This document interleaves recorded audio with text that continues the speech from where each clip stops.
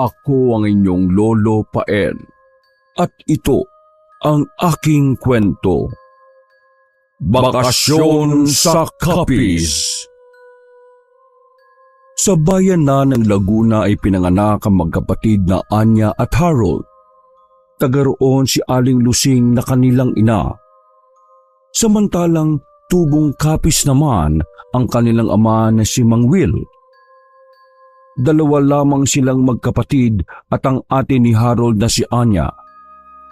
Noong nakarang taon lang nag-asawa at kasalukuyang buntis. Maraming kwento ang ama ni Harold tungkol sa probinsyang pinagmulan. Katulad ng isla na lagi nitong ipinagmamalaki sa kanila na Malaburakay daw sa ganda. Ang Olotayan Island. Malinis ang baybaying dagat at sa sobrang linaw ng tubig ay naaaninag pa ang sahig ng dagat sa lalim na 6 na talampakan mula sa bangka. Ayon pa sa ama ni Harold, ang Olotayan ay kasama sa alamat ng Capiz. Ang Olotayan ay mula sa salitang Olo at Tiyan na may hahambing sa hugis ng isla. Bukod rito, mayroon ding hugis sa Patos na isla na makikita kapag dumayo sa Pawa Beach, na matatagpuan naman sa bayan ng Panay. Nang makauwi ng hapong yon sa bahay ay agad na kinausap ni Mang Will ang anak sa plano nito. Ano po? Isasama niyo po ako sa pag-uwi niyo sa Capiz? Oo, bakit? Ayaw mo ba? Gusto po. Kaso baka hindi ako payagan ng nanay. Pumayag na ang nanay mo. Nakausap ko na siya kagabi. At saka, mabuti ngayon para makalayo-layo ka naman sa mga barkada mong puro bad influence. Tay naman, mababait naman po yung mga kaibigan ko. Mababait ba yung lagi kang karay-karay sa gulo? Tuwing uuwi ka rito sa bahay kung hindi black eye, bali ang tadyang mo. Hindi naman po kami ang pasimuno ng gulo Kami naman po ng tropa ko kapag hinahamon lang kumakasa. Hindi na mahalaga kung sino ang pasimuno.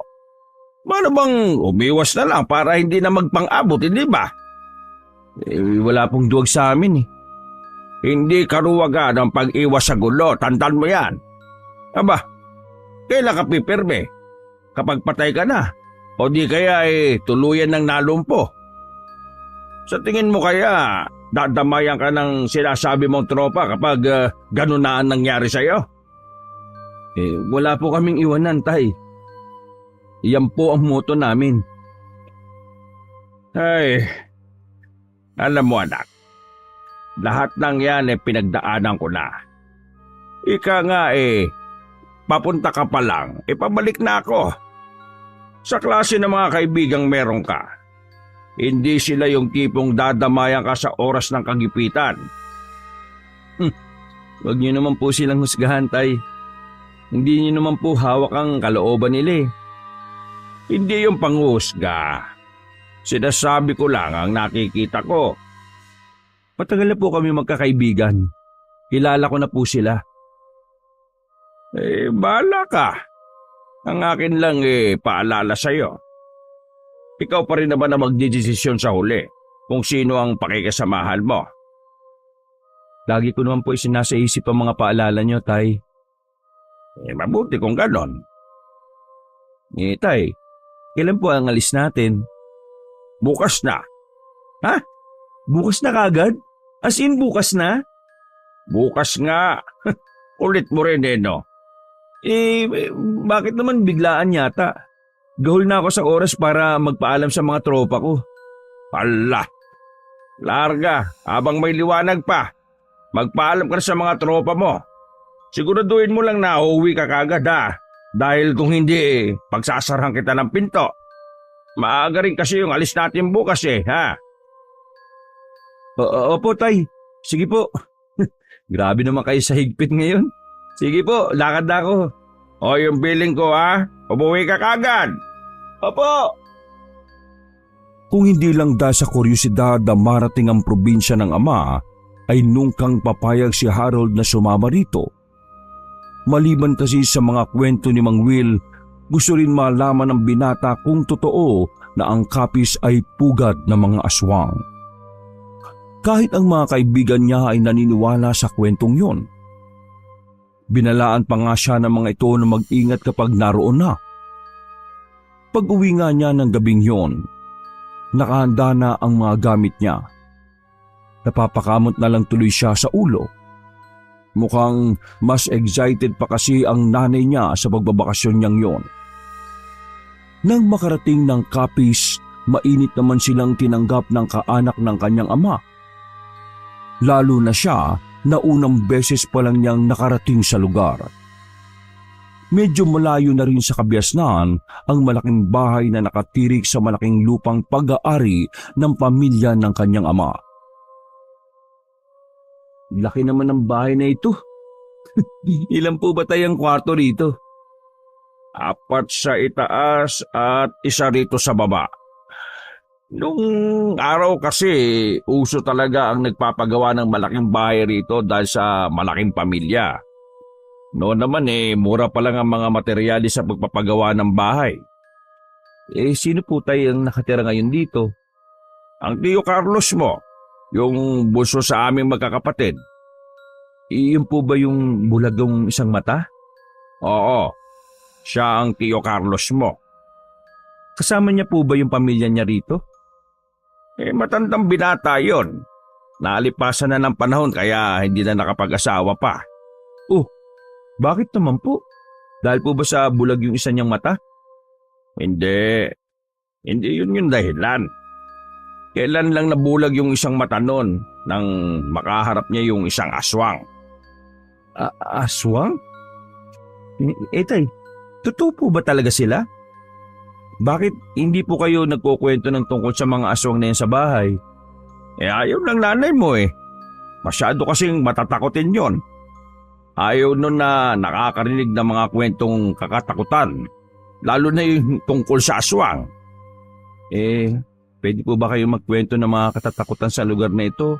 O di kaya yung mismong karanasan niyo sa mga aswang? May nakaharap na po ba kayong aswang? Oo, ilang beses ko na rin silang nakaharap noon. Siguro mga edad 12 pa lang ako noon. Ganong edad kasi medyo pinapayagan ako ni inang na gumala. Ano po nangyari, tay? Galing kami ng 2 kong kaibigan sa kabilang barangay para manood ng Santa Cruzan. Pinayagan naman ako ni inang basta wag lang daw kami magpapagabi. Nawili kami sa panonood kaya ayun, ginabi kami ng uwi. Habang naglalakad nga panay pa ang kwentuhan naming 3 Wala kaming kamalay-malay na meron na palang nakaambang panganib sa amin. Yung isa kong kaibigan, lagi niyang bitbit yung tirador niya. May nakita kami na malaking ibon na nakadapo sa puno. Kinuha niya, titirador niya. Ganun na lang yung gulat namin nang malaman na hindi pala ibon yun, kundi isang aswang. Sa bilis ng takbo namin nun pakiwari ko hindi na sumasayad yung pa ako sa lupa. Paano niyo po natakasan yung aswang na humahabol sa inyo? Muntik na nga madagit si Estong. Buti na lang, ang tirador niya na nakasabit sa leeg niya ang nahagip ng aswang. Maya-maya lang ng konti nakarinig kami ng mga paparating na mga tao. May dala sila noong sulo at mga bolo. Inabol nila yung aswang. Kami namang 3, kinabukasan na nakausap dahil nanginginig kami sa sobrang takot. Pare-pareho nga kaming nilagnat pagkatapos ng gabing yun So, nahuli po ba nila yung aswang? Hindi na. Inaalala ng mga taga rito noon baka yung mag-inang dayo ang aswang dahil nampunta nila kinabukasan. Wala na iba ngayon sa tinitirhan nilang kubo. Buti tay. Walang nangyaring masama sa inyo nung gabing yun, no? Oo nga maswerte pa rin. Mabuti na lamang naisipan kaming sunduin ng mga magulang namin. Kaya pagkatapos nga ng pangyayaring yon, akala ko lusot na ako kay inang sa parusa dahil ilang araw ako nilagnat eh. Agagaling ko nga lang noon nang ibigay niya sa akin ang parusa. Pinaluhod niya ako sa munggo ng ilang oras. Yun daw ang parusa ko sa pagsuway ko sa kanya na huwag magpapagabi. Matindi rin po pala magparusa si Lola nung nabubuhay pa, no? Ay nako, sinabi mo pa.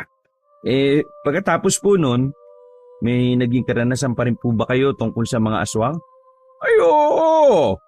Eto, nangyari naman yon nung high school ako. Hanggang elementary lang kasi ang eskwelahan dito nung araw. Sa Kabayanan pa ang high school noon. Kaya nakikitira ako sa tiyuhin kong may bahay sa bayan.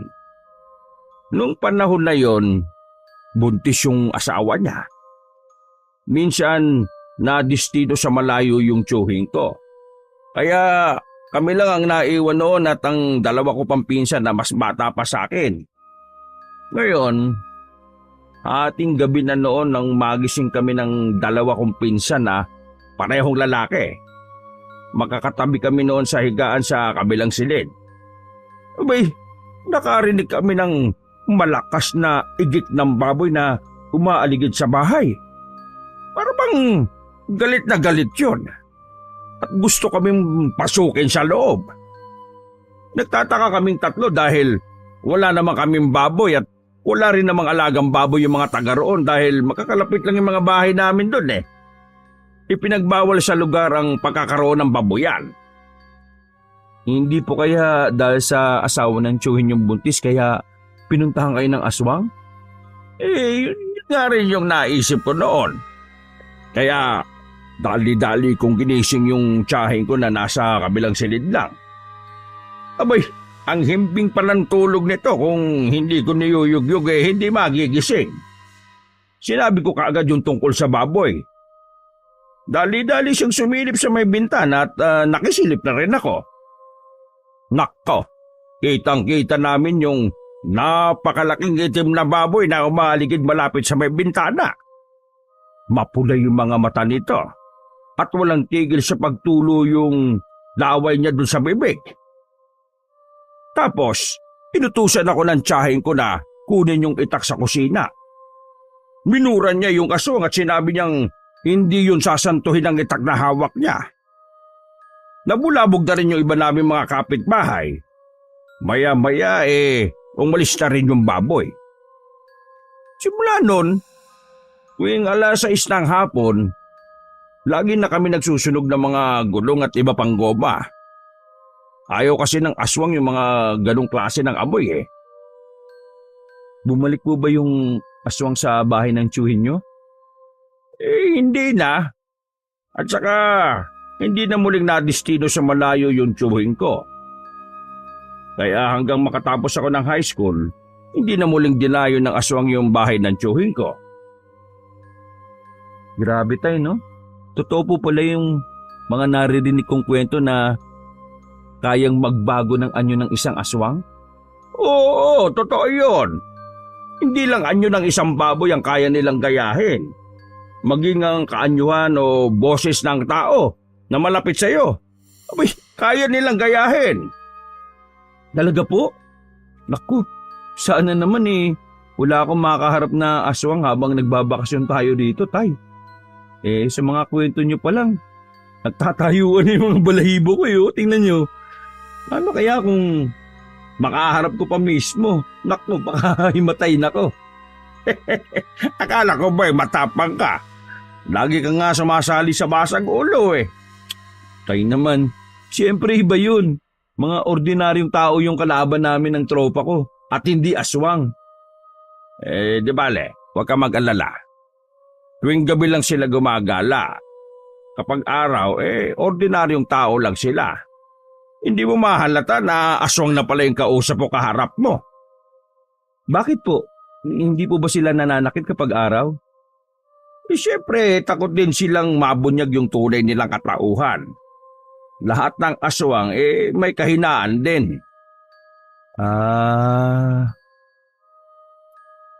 Napatangon na lang si Harold. naputol na rin ang kanilang kwentuhang mag-ama nang dumating si Carlos. Tara na kayo mag-ama sa kusina at namakain na. Nagluto ko ng dumalagang manok at nagbigay ang iba pa nating kapatid ng ulam. Kanina pa nga ako nagugutom eh. Mukhang mapaparami ang kain ko dito ah. Namiss kong luto rito eh. Halika na Harold. Alam ko kanina ka pa gutom. Nakangiti namang sumunod si Harold sa magkapatid na nagpatiuna sa pagpunta sa kusina. Pagtingin nga ni Harold sa hapagkainan, naroon ang malaking palayok na kinalalagyan ng tinolang manok na umuusok pa. Mayroon ding isang putahe ang nakahain na hindi na sa kanya pamilyar pero mukhang masarap. Habang kumakain nga ay masayang nagkukwentuhan ang magkapatid. Si Harold naman ay panaka-nakalang sumasali sa usapan. Nabanggit ko nga pala sa iba natin mga kapatid na litsunin bukas yung isa sa mga alaga nating baboy. Minsan lang tayo magkasama-sama magkakapatid eh. Kaya magsasalo-salo naman tayo. Aba, ayos yan. Ilan na bang alaga mong baboy? Naibenta ko na yung iba. Bale, 8 na lang ang natitira. Kasama yung 2 inahin. Malaking bagay rin talagang may alaga, no? Tiyaga lang talaga sa pag-aalaga at pagpapakain. Oo naman. At saka, ito na ang ginawa kong hanap buhay. Maliban sa mga baboy, mayroon din akong alaga mga kambing at manok. Sayang nga lang yung baka ko eh. Malapit na sana yung mga anak. Sa bagay, kasalanan ko rin eh. Hindi ko naingatan. Nabanggit nga sa akin ni Kuya Waldo kanina na disgrasya nga daw. Ano bang nangyari? Nung umaga na pinuntahan ko patay na. Parang mabangis na hayop yung gumawa. Halos butot balat na lang nung makita ko eh. May mabangis pa pala na hayop na gumagala ngayon rito. Kumusta? Nahuli ba? Yun lang ang sa pantahan ni Kap na mabangis na hayop ang may gawa. Pero wala pa namang nakakita sa mabangis na hayop na sinasabi nila. Kaya mga kambing ko, hindi ko na sinusuga. Mahirap na. Buntis pa naman yung isa sa kanila. Oo nga. Mahirap nga namang ipagkasapalaran pa yon. Teka, may ibang nga pala ako. Si Estong pala bumalik na dito sa atin. Siguro may 3 buwan na sila rito ng pamilya niya. Malimit kang itanong kung kailan ka uuwi eh. Sabi ko, hindi pare-pareho uwi mo dito sa atin. Aba, mapuntahan nga ang mokong na yon. Tagal na rin kami hindi nagkita eh. Simula nung sumama siya sa asawa niya sa Iloilo. Bakit kaya sila umuwi rito sa atin? Hindi ko rin alam. Wala naman siyang sinabing iba kundi dito na nga daw sila maninirahan kasama yung mga anak niya. Teka, mapuntahan nga't madalhan ng alak. Umiinom pa pala kayo, Tay? Ngayon lang ulit, nak. Alam mo naman ang nanay mo, daig pa ang gwardiya sipil sa higpit. Kaya dito lang ako nakakainom. Huwag kang magsusumbong ha. Sige po, Tay. Basta, wag lang kayo magpapakalango sa alak ha.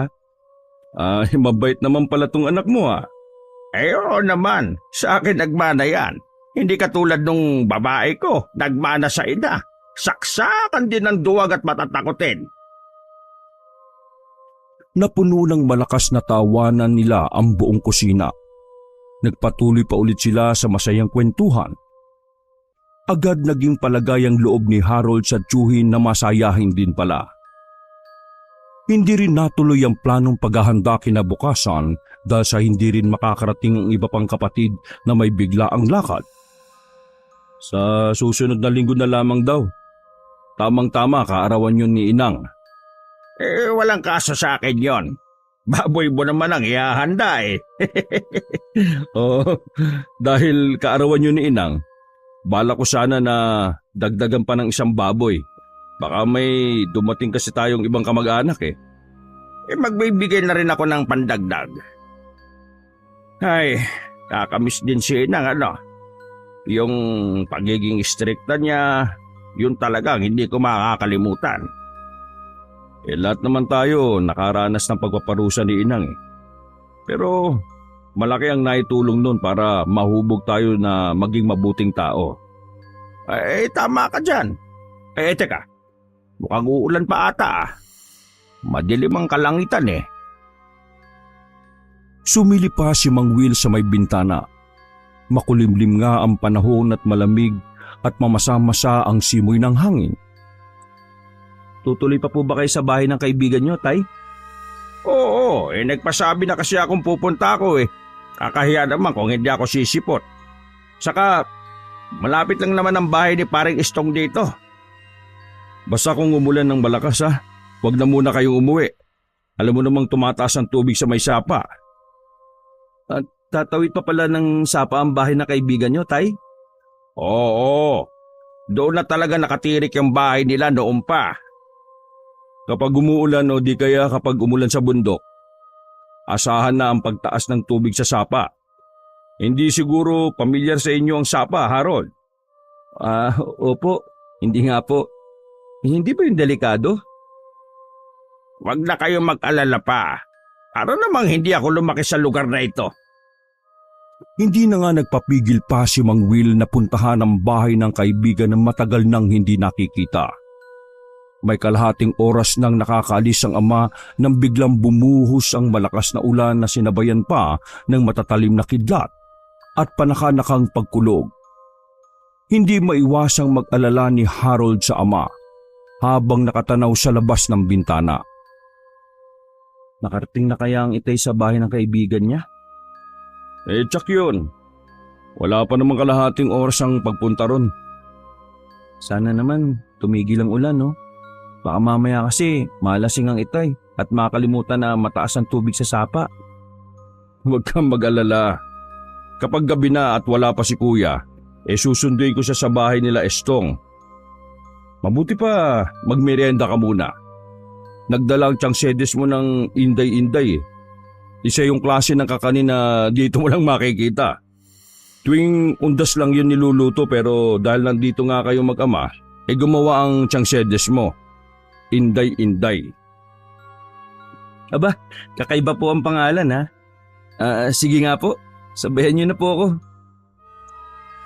Sabay na ngang nagtungo ang magtsuhin sa may kusina ng bahay. Habang nagmimerienda nga naisipan ni Harold na magtanong sa tsuhin. Chong, kayo po, nakakita na po ba kayo ng isang aswang? Oo, katulad ng tatay mo. Meron din akong karanasan na hindi malilimutan tungkol sa aswang. Katunayan nga niyan kaya nabulag ang kaliwa kong mata. Dahil sa isang aswang na nakainkwentro ko, may 2 taon na nakakalipas.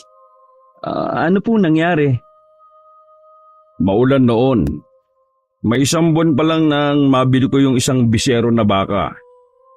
Huli na kasi nung nabalitaan ko na may paparting daw na bagyo. Nag-alala ko na baka mapano yung kabibili ko lang na baka. Kaya kahit nag-aagaw dilim na nun, pinuntahan ko pa rin yung baka sa may parang kung saan ko ito itinali.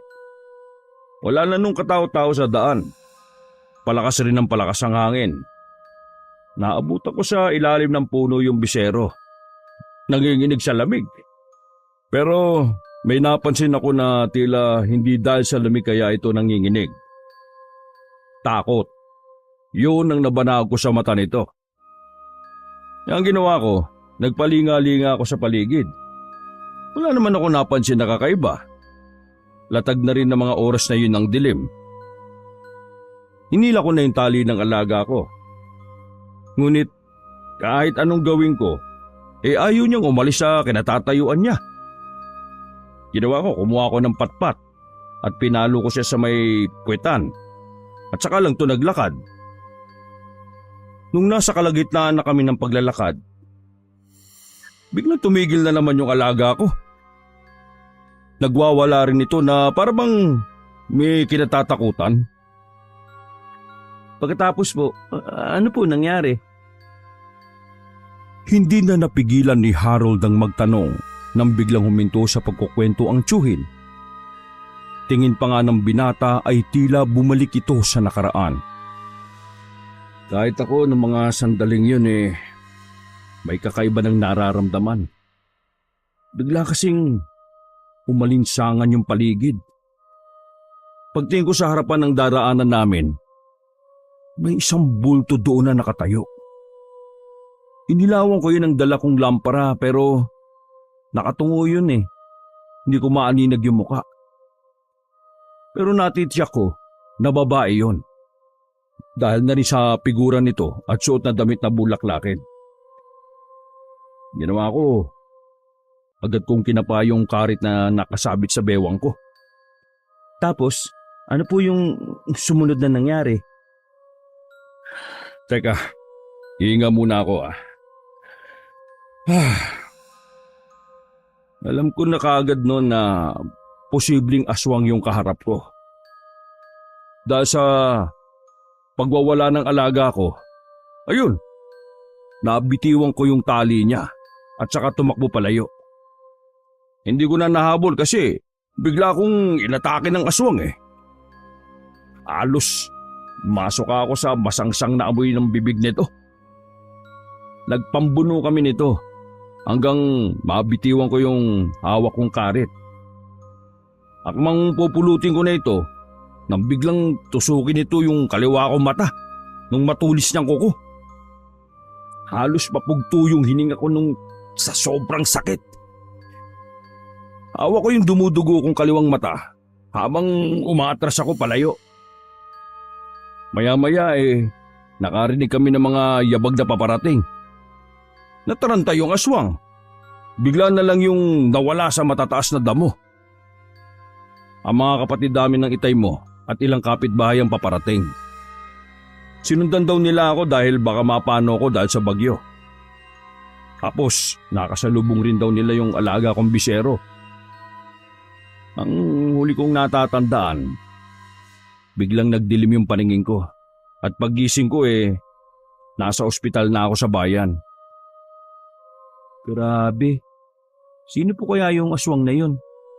Nakilala niyo po ba? Hindi. Pero may palatandaan ako na nakita sa kanya. Na kapag nakita ko siyang muli, makikilala ko kagad. Sa mata pa talaga niya kayo dinali, no? Marami kasing nagsasabing maganda yung mga mata ko eh. Kaya siguro gusto niyang unahin yung mata ko na tikman. Sa kabila po ng nangyari sa inyo, nagagawa niyo pa pong talagang magbiro ah. Siyempre, nalulungkot rin ako dahil nawalan ako ng isang mata. Pero ayaw ko namang huminto ang pag-inog ng mundo dahil lang sa nangyari sa akin, di ba? Chong, meron pa po ba kayong karanasan tungkol sa mga aswang? Oo, meron pa. Nung bata pa ako, parang mga grade 4 lang ako noon eh. Doon sa eskwelahan na pinapasukan ko dati, may isang matandang babae na nagtitinda ng iba't ibang candy. Mabili yung paninda niya sa mga bata. Ako lang hindi matukso noon dahil maigpit ang bilin ng inang na wag akong bibili ng hindi nakakabusog dun sa baon kong pera. Alam mo naman siguro kung gaano ka-stricta yung inang namin nung nabubuhay pa siya, di ba?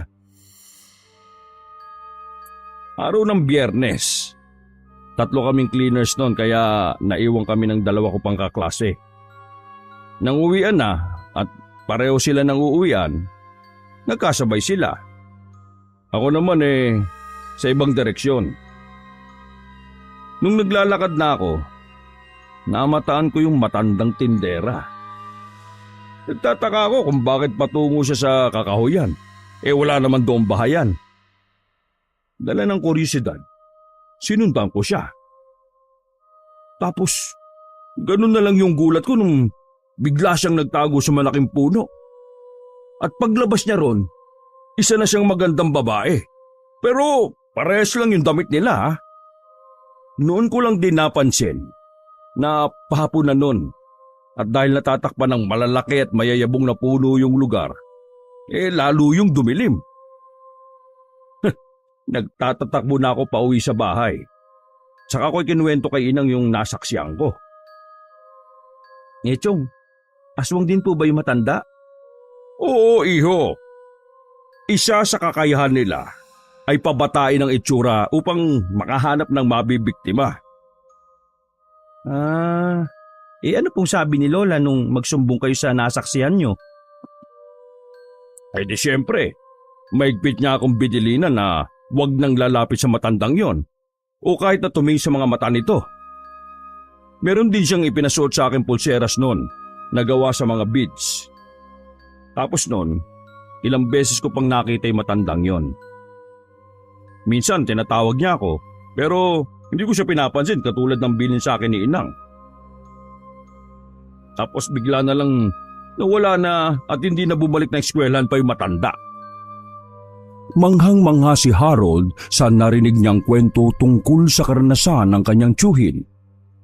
Hindi na tuloy nila namalaya na huminto na pala ang ulan sa labas. Mahilig ka pala sa mga kwentong aswang, no? Opo.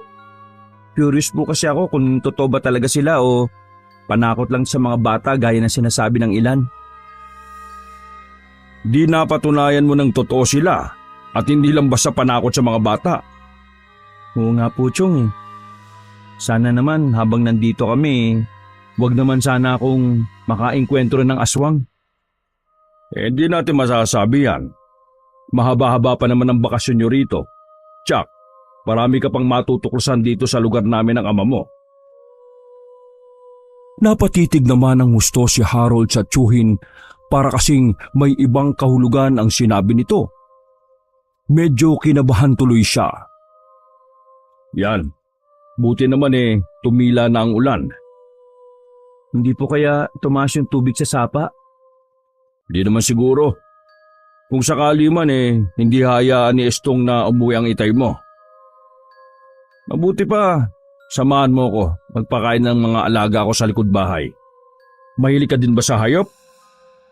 Aso at pusa lang po yung naalagaan ko Hindi po yung katulad ng mga alagaan nyo. Syudad na yata yung tinitira nyo ron Kaya madalang ka nalang makakita na meron nag-aalaga ng mga ganitong hayop. Una nilang pinuntahan ang kulungan ng mga baboy. Nakahiwalay ang dalawang inahing baboy. Samantala, ang 6 naman na magkakasing laki ay magkakasama naman sa isang kulungan. Pinanood na lang ni Harold kung paano magpakain nito ng mga alaga. Sumunod namang pinuntahan nila ang kulungan ng mga kambing. Nagboluntaryo naman siya na magpakain ng mga alaga nitong manok. Magtatakip silim na nang dumating ang kanyang ama. Medyo namumula ang mukha nito at amoy alak. O tay, buti nakauwi na kayo. Hindi ba tumaas yung tubig sa sapa? Hindi naman masyado. Inatid naman ako ni Pareng Estong Takusa ata yun sa asawa Sabi ba naman umuwi na ako at baka maabutan pa ako ng asawa. Baka naman po katulad ng ina yung asawa na kaibigan nyo na ayaw na nagiinom ang asawa. Nasa na po pala yung kaibigan nyo? Sabi nyo hinatid kayo. Napasok ko nga ayaw naman at nagmamadali nang umuwi. Ganun po ba? Marami po ba kayong nainom? Hindi naman. Hindi nga namin naubos yung isang long neck Sabi ko nga, pumunta silang mag-anak dito sa linggo. Oo daw. Nagluto nga po pala ng sotanghon si Chong. Ikukuha ko po muna kayo para mainitan yung sikmura nyo. Tumango lang si Mang Will. Siya naman ay dali-dali nang nagtungo sa kusina. Pabalik na sana siya nang marinig ang pagkakaingay ng mga baboy sa labas. Aba, gutom pa kaya yung mga yun? Naiiling na lang na binalikan niya ang ama at nang may abot rito ang mangkok ng sotanghon ay nagpaalam siyang lalabas sandali. Hinanap niya ang kanyang tiyuhin ngunit hindi niya ito makita. Siya na lang ang pumunta sa kulungan ng baboy upang tingnan kung bakit nag-iingay ang mga ito. Inilawan niya ang mga ito ng dalang flashlight. Kakatwa ang ingay na ginagawa ng mga ito. Pilit rin silang nagsusumiksik sa isang tabi na tila mayroong kinatatakutan. Hindi kaya may nakita silang ahas? Inilawan ni Harold ang buong paligid ng kulungan. Malinis naman at alaga sa pag-aawan kaya imposible na may maligaw roon na ahas. Pinuntahan rin niya ang kulungan ng mga kambing. Nagsisiksikan din ang mga ito sa isang tabi. Nako, baka nga ahas na napadaan lang. Pabalik na sa bahay si Harold nang makasalubong ang tiyuhin.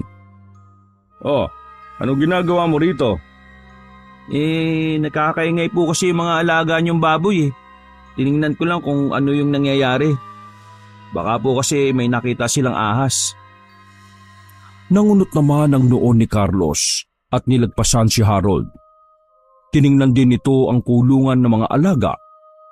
Suminghot-singhot pa ito sa ere na tila may inaamoy. Bakit po, Chong? May nagpunta ba dito sa bahay kanina? Wala naman po. Ay, yung kaibigan po pala ni Itay. Hindi naman po tumuloy ng bahay. Tinitid lang si Itay at agad na ring umalis. O tara na sa loob. Baka nga may nakita lang na asa mga alaga ko. Kahit kasi malinis ang paligid hindi talaga maiwasan na mayroon pa ring naliligaw. Maglalagay na lang siguro ako ng gasera rito. Sumunod naman si Harold. Ngunit napansin niya na tila nag-iba ang timpla ng tiyuhin. Dumating ang araw ng linggo. Madaling araw pa lang ay gumayak na sila upang ihanda ang lilitsuning baboy para sa gaganaping pagsasalo-salo ng buong pamilya. Maaga pa lang ay naroon na ang mga iba pang kapatid ni Mang Will, kasama ng pamilya ng mga ito. Nakilala at nakapalagayang kagad ng loob ni Harold ang mga pinsan. Bago mananghalian ay dumating naman ang kaibigan ng ama na si Mang Estong at ang pamilya nito. Hindi makapaniwala si Harold na 12 anyos pa lang ang panganay nito at 8 ang edad ng bunso. Samantalang kaedaran lang ng ama ang kaibigan. O Chong, bakit po kayo nag-iisa rito sa likod? Eto, nagpapahangin lang. May problema po ba? Bakit mo naman naitanong? Bigla po kasing nawala yung pagiging masayahin nyo eh. Ganun ba? Naalala ko lang kasi si Inang nung nabubuhay pa. Yung mga pangaral niya sa amin at ang pagiging istrikta niya. Nabanaag naman ni Harold ang kakaibang lungkot sa mukha nito. Nalabasan din sila ng kanyang ama. Anong ginagawa niyo rito magtiyuhin? Ikaw, Carlos, kanina ka pa hinahanap ng iba nating kapatid nagkukwentuhan lang kami kuya. Oo nga po. Halina kayo sa loob. Kanina pa sila nagkakasiyahan doon Sige po. Susunod na lang po ako. Nauna nang pumasok ng bahay ang magkapatid habang naiwan naman si Harold. Ilang sandali muna ang kanyang pinalipas. Bago akmang papasok na sa loob ng matigilan, napasulyap siya sa may dirty kitchen kung saan naroon ang ilang karne at sangkap sa pagluluto. Dahan-dahan siya sa paghakbang roon. Muntik na siyang mabuwal sa kanyang nasaksihan. Ang isang anak kasi ni Estong ay may subusubong hilaw na karne. Tila sarap na sarap yun sa paglantak nito. Tumutulo pa ang bibig nito ng sariwang dugo mula sa kinakain at tipak ng karne. Agad siyang nagtago nang bigla itong tumigil sa pagkasab.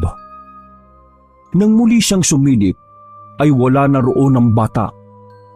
Naisip tuloy niya na baka guni-guni lang niya ang nakita, lalo't nakailang shot na din siya kanina. Kaya nga naisip niyang lumabas muna.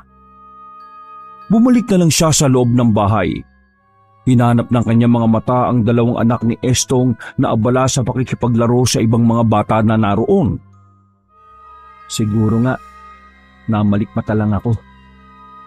Nasa kalagitnaan ng masayang kwentuhan ng lahat, nang biglang dumaing ng pananakit ng tiyan ng buntis na asawa ng pinsan ni Harold. Baka daw napagod lang, kaya minabuti nilang papagpahingahin na muna sa taas ang babae. Maya-maya din ay nagpaalam na rin si Estong at ang pamilya nito. Umalis na rin ang iba nilang kapitbahay. Tanging magkakapamilya na lang ang natira. Tumulong si Harold sa pagliligpit, habang ibang kapatid ng kanyang ama na napagod sa pagluluto ay nagpapahinga na rin sa ibang silid. Pahinga na kayo, tay. Ako na pong bahala rito. Hindi pa naman ako inaantok eh. Siya nga pala.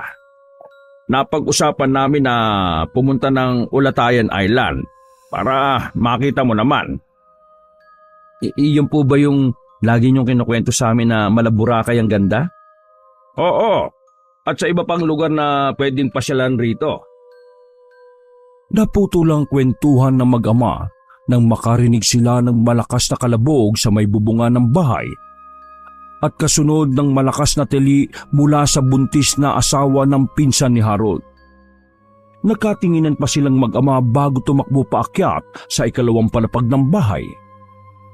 Naabutan na nila roon ng ilang kaanak. Inaalo naman ng pinsan ni Harold ang asawa na takot na takot. Sa paputol-putol na salita ay ikinwento nito ang nakakatakot na nilalang na nakasilip sa may bintana. Ang mga kalalakihan, kabilang si Harold, ay lumabas ng bahay. Ginalugad nila ang buong paligid ng bahay. Ngunit wala silang nakita.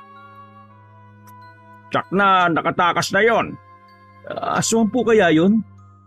Matagal nang walang aswang sa baryong ito ah.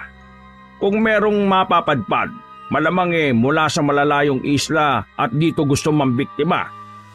Ngayon lang po ba may nangyari uli na ganito rito? Sa pagkakaalam ko anak, ngayon lang ulit. Muling nagkaingay sa may likod bahay kung saan naroon ang mga alagang hayop ni Carlos. Agad na nagtungo roon si Harold na kasunod ng ama. Inilawan ni Harold ang mga baboy. Aalisin na sana niya ang pagkakatingin roon nang matigilan siya. Binilang niya sa isipan ng mga ito. Tawagin niyo ang iba pa. Napatingin rin si Mang Will sa mga baboy at pagkatapos ay agad na tinawag ang iba pa. Sobre ng isa ang baboy sa kulungan. Sa pagkakatanda ni Harold, puro puti ang kulay ng mga ito. Ngunit may isa na mayroong tagpi na kulay itim sa bandang puwitan. Naramdaman ata nito ang pagtitig ni Harold kaya bigla yung tumingin sa kanya. Kaya siya ay napaatras ng masilayan ng kulay pulang mga mata nito na nanlilisik sa pagkakatingin sa kanya. Naramdaman marahil nito ang mga taong paparating. Lumundag ito palabas ng kulungan. Hinabol naman yun ni Carlos at ng iba pa. Si Harold naman ay tigagal na nanatiling nakatayo lang. Hindi na rin nahuli ng magkakapatid ang hinihinala nilang aswang na muntik ng bumiktima sa isa nilang kaanak na buntis. 2 araw ang lumipas matapos ang pangyayaring yun. Nakaupo si Harold sa balkonahe ng bahay nang matanaw ang ama na papasok ng bahay. O tay, ang bilis yun naman pong nakabalik. Wala na si Istong at ang pamilya niya sa tinutuluyan nila. Sabi ng pinakamalapit nilang kapitbahay umuwi raw ng Iloilo ang buong mag-anak. Po, bakit naman biglaan po yata? Hindi ko nga rin alam Siguro yung asawang nagdesisyon. Takusa nga ata yung mokong na yun Nabanggit pa nung minsan pumunta ako sa kanila na dito na nga raw sila maninirahan ng mag-anak. Tapos ngayon bigla mag-aal sa balutan. Baka naman po may malalim na dahilan. Siguro. Sana man lang nagpaalam kahit papano, di ba? Naiiling na lang na umakyat ng silid ang ama ni Harold. Sakto naman papasok si Carlos na galing sa likod bahay. Oh, ano nangyari sa tatay mo? Nadismaya lang po. Umalis na po pala yung buong pamilya ni Mang Estong nang hindi man lang nagpapaalam sa kanya. Siguro naisip ni Estong na ilayo na lang ang buong pamilya rito. May masama kasi kaming kutob sa pamilya niya Kutob po?